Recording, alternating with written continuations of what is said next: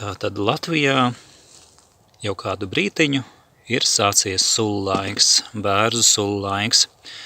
Atšķirībā no iepriekšējiem gadiem atceros, ka, ja piemēram pirms 2 gadiem bija tā, ka jau apmēram 15. datumā jau droši varēja pirmās sulu ražas ievākt, tad šogad, vismaz tur, kur es tās esmu varējis iegūt, tas ir noticis kādu laiciņu vēlāk.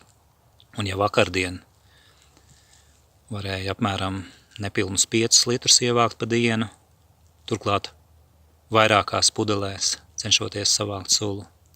Tad šodien jau varētu būt kopā pa vairākām vietām apmēram 10 litri sulas. Tāda pieredze.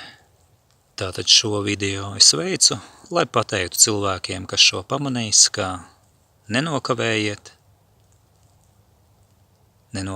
sulu laiku. Šobrīd tas ir sācies un ir iespēja kādus labumus sakrāt arī sev un sev tuvajiem, mīļajiem cilvēkiem. Lai izdodas!